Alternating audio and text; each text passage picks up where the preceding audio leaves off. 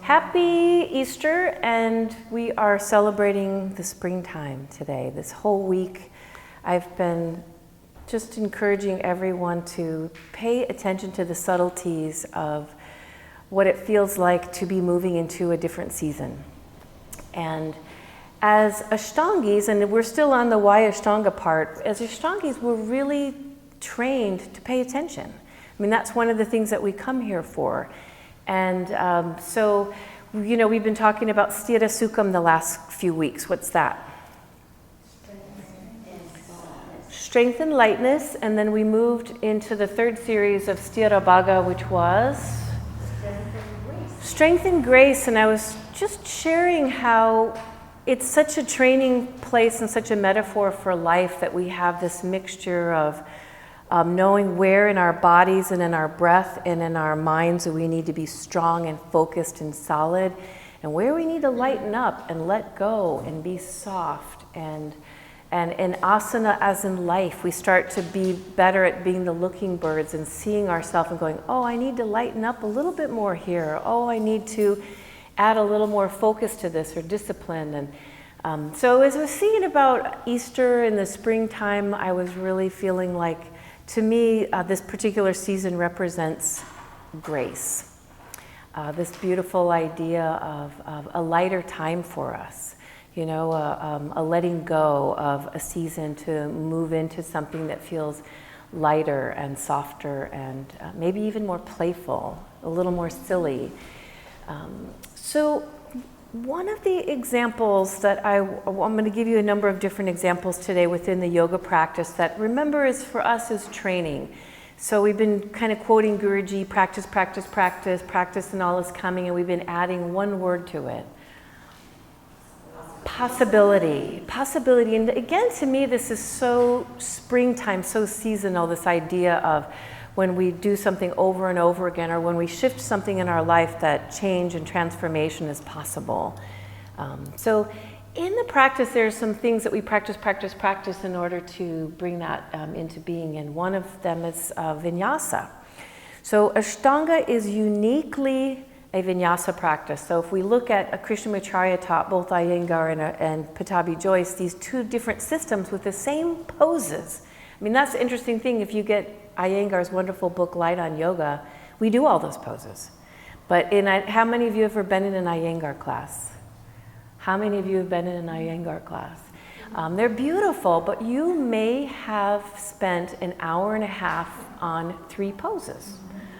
That wouldn't be unusual, because what you're doing is looking at the structure of a pose, finding different ways by using props to move deeper into a pose. And really, and I want you to think about this as just an interesting point, but in that particular system, you really are using your mind a bit as well to like look at the structure of something and boil it down a little bit and figure it out, right?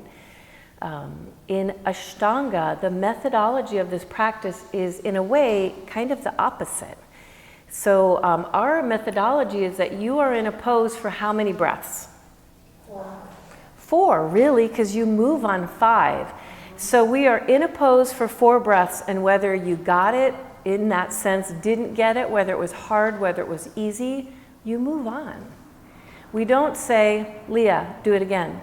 Leah, do it again. Do it again. Or you're like, how can I do it? So go get some blankets out. Let's figure this one out. And I'm not putting Iyengar down. It's a beautiful, wonderful, amazing system. But I'm just showing you the differences. So the difference is we are in a flow series through vinyasa where we're always entering an asana, and when we're exiting an asana, you are always entering an asana. So it's like a dance in that sense, right? There's always this flow, like I'm letting this one go, it's done, no matter how it felt, and I'm already now moving into the next pose. 4 breaths, and then I'm moving into the next pose. And the entire system is done like that, if we've memorized it.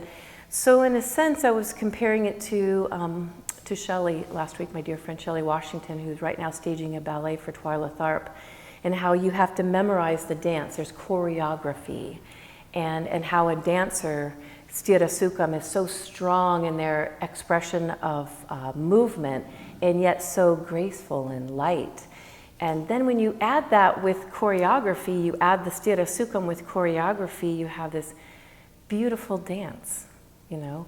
And that's really what we've created through an Ashtanga method, where we have this beautiful meditative dance that we do that lets each one of us practice Sukham.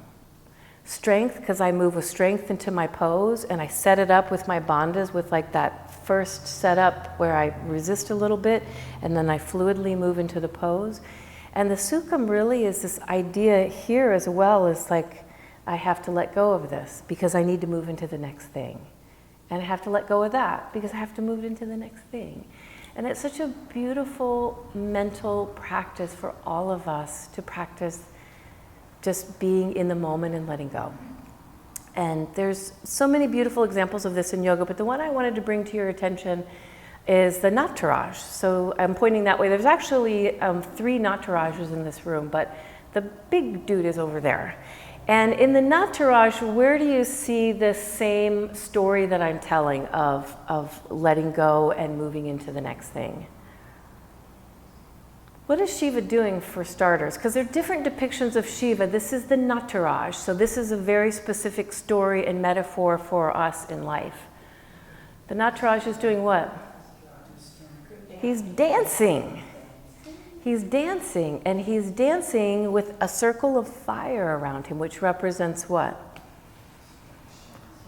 Full-on destruction. Burn it down. Kill it, it's over, it's done, it's destroyed. Done. And then he's dancing, and then what else is happening with Shiva? He's called the destroyer. We know that God is the destroyer. What is he also known as? The creator of rebirth, of transformation, of new beginnings. And so in the same dance that he's doing, like the Ashtanga dance, in that very dance, there is a creation, and there's a letting go. And there's another creation, and there's another letting go. And I love it so much as a metaphor for life, because when we're here for 2 hours, we're doing life for 22 other hours, and it's such a great practice for us to show up for life 100%, and also to be some sukham and some idea of like, don't take myself too seriously, don't take this too seriously, where can I let it go? But also this idea of like the seasons of life, chapters of life. When I was saying this again last week, like every day the way we're designed as humans is I wake up with the sun, I do my work, I do my thing, and then I go back to my cave and it's dark and I start to get a little resty after eating, and then I sleep. And I sleep for a certain amount of hours and I get up and I do it again, and there's like my daily season, if you will. But if I goof up my season and I play too long, don't sleep enough for 1 day, 2 days, 3 days, my body gets messed up, my head gets messed up, my energy gets messed up. And so if I now place springtime in this whole idea of seasons and how our body and our energy and our mind interacts with this season, it's again this beautiful example to me of the seasons of our life. You know, I am the same person I was 20 or 30 years ago, and in other ways I'm not. I'm changing with my seasons of my life, and I've learned partially from my Ashtanga practice to be present with my body the way it is now, and also to practice letting that go. You know, it's something that we all need to do. We all need to do it in the little corners of our life, and in the big ways in our life as we begin to shift in our lives in different chapters. And I think one of the most valuable things we can teach our children is how to show up for life, and also how to let go, you know, and how to say, you know, it's okay, this is another chapter of my life, isn't that beautiful? Rather than, oh my gosh, this is over, you know, this is done. It's like every culture has a story, right, of the Nataraj, of the spring. So it's the phoenix, you know, we could go and talk about different cultural stories of this idea of destroying something to move into something else. So the other example I gave is very personal to the Shala. And you might notice there's a little fig tree's been here probably for, I don't know how many years little fig tree's been here, but I always felt like it belonged to the people that had the real estate office. They were there for 30 years. But that poor little tree was dead. So when we took over the wellness center, some folks were like, dump the little dead tree. That's a bad juju. But I poked around with it a bit and like cut off enough branches and stuff to realize that there was some green inside there. There was something inside that was still alive, and I couldn't bear to kill the little fig tree. So we went about the business of trimming up the tree and feeding it like tree food. And everyone was like, okay, I watered it today. Okay, no, I watered it today. And now our little fig tree has little leaves on it, you know? So you have to go notice the little fig tree. I'm like so happy we gave it a name and everything. But it's a beautiful example of spring, and it's a beautiful example of possibility for all of us, that we can actually practice here and practice in our lives, letting go of something to move into something else. You know, that there's that possibility. We talked about practice, possibility. And I always say, like, if I could have coffee with each of you for Easter and for spring, if we just had some time to talk about life, it would be fun for us to ask each other, like, oh, what are you willing to let go of in your life right now to open to something new? I feel like spring has that to offer each of us, like, because we don't realize really half the time what we're holding on to, you know, until we have this idea of sometimes life makes us let go of things. And can't you all remember a time when it did, and then you opened into something you could have never imagined because of that? It's a story of spring, you know, it's a story of renewal. It's the story of, in a way, of Easter. So a British playwright named Tom Stoppard said, it's so simple. Every exit is an entry somewhere else. Yeah.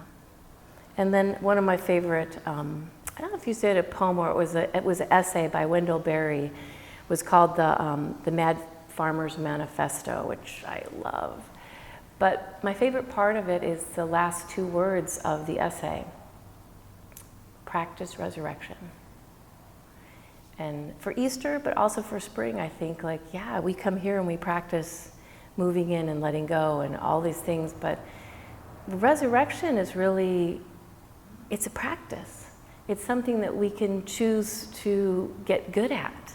We can choose to get good at letting go and opening up to new things in our life. And I think our little fig tree is a beautiful example of that for all of us this year, to say, we resurrected that little tree. What in your life can you practice, and resurrect? Namaste.